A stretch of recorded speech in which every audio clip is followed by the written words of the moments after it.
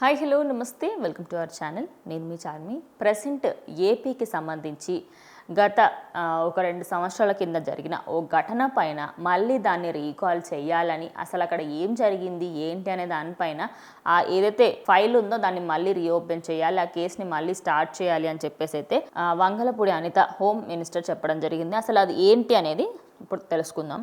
2022లో యువతి కిడ్నాప్ వ్యవహారం పైన వంగలపూడి అనిత అయితే మాట్లాడడం జరిగింది. అసలు కిడ్నాప్ ఎలా జరిగింది ఏంటి అనే రీజన్లోకి వెళ్తే 2022లో జనని అనే ఒక అమ్మాయి ఆనంద్ అనే ఒక ఆటో డ్రైవర్ని పెళ్లి చేసుకుంది. దాని తర్వాత వాళ్ళ జీవితం బాగా కొనసాగింది కదా అని చెప్పేసి వాళ్ళు చెన్నైకి వెళ్ళడం జరిగింది. పెళ్లి చేసుకున్న కొద్ది రోజుల్లోనే చెన్నైకి వెళ్ళి అక్కడ కొద్ది రోజులు సెటిల్ అయ్యారు. కానీ అక్కడ ఉన్న వాతావరణం వాళ్ళకి అక్కడ సెటిల్ అవ్వాలి అనుకున్నప్పటికీ ఆ వాతావరణం వల్ల సెటిల్ అవ్వలేకపోయారు.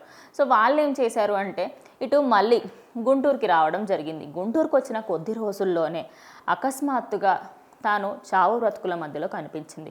అంటే అటు సడన్గా చూసేసరికంటే భర్త ఇంటికి వచ్చేసరికంటే భార్యను అలా చూడడంతో ఆయన షాక్కి గురయ్యారు అని చెప్పుకోవచ్చు. అయితే ఆ సంఘటన ఇప్పుడు జరిగింది అంటే వాళ్ళు చెన్నై నుంచి గుంటూరుకు వచ్చిన తర్వాత ఈ సంఘటన అయితే జరిగింది. అది కూడా ఆమె 9 నెలల గర్భవతిగా ఉన్నప్పుడు జరిగిందంట. దీని తర్వాత వాళ్ళ ఫ్యామిలీ అండ్ అలాగే ఆనంద్ ఇద్దరూ కూడా ఆ కేసు అయితే పెట్టడం జరిగింది దీనికి సంబంధించి. అయితే అప్పుడు ఎవరెవరైతే వెళ్ళి కేసు పెట్టారో, ఈమెను హత్య చేశారు అని చెప్పేసి కేసు పెట్టారో వాళ్ళలో వాళ్ళ మదర్, అమ్మాయి వాళ్ళ జనని అనే అమ్మాయి వాళ్ళ మదర్ ఎవరైతే ఉన్నారో ఆ అమ్మాయికి సంబంధించి వాళ్ళ మదర్ పైన హత్యాయత్నం కేసునైతే నమోదు చేశారంట. దీనిపైన వంగలపూడి అనిత మాట్లాడుతూ అసలు ఒక సిఐకి సంబంధించి కంప్లైంట్ ఇవ్వడానికి వస్తే వాళ్ళపైనే ఇంకో కంప్లైంట్ పెట్టడం ఏంటి, అసలు ఇందులో ఏం జరిగింది, మీరు ఎందుకు ఈ కేసుని క్లోజ్ చేశారు, దీన్ని మళ్ళీ రీఓపెన్ చేసి ఈ కేసుకి సంబంధించి ఫుల్ డీటెయిల్స్ నాకైతే అందజేయండి, మరి అమ్మాయికి ఎందుకు అలా జరిగింది, అసలు న్యాయం ఎందుకు చేయలేకపోయింది గత ప్రభుత్వం అంటూ కూడా తను ప్రశ్నించడం జరిగింది.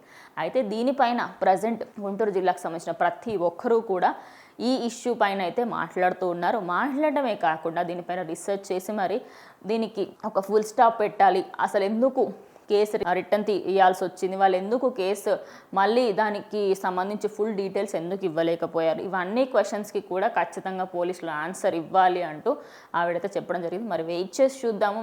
నిజంగా ఇలాంటి ఘటనలు ఎన్నో జరిగినప్పటికీ అలాంటి కేసులు ఎన్నో మూతబడిపోయాయి. మరి ఇప్పటికైనా టీడీపీ గవర్నమెంట్ ఫామ్ అయిన, కూటమి గవర్నమెంట్ ఫామ్ అయిన ఈ టైంలో అయినా ఏమైనా మార్పులు చేర్పులు జరుగుతాయా ఏంటనేది వెయిట్ చేసి చూడాలి. మరి దీనిపైన మీ అభిప్రాయం ఏంటనేది కామెంట్ చేయండి.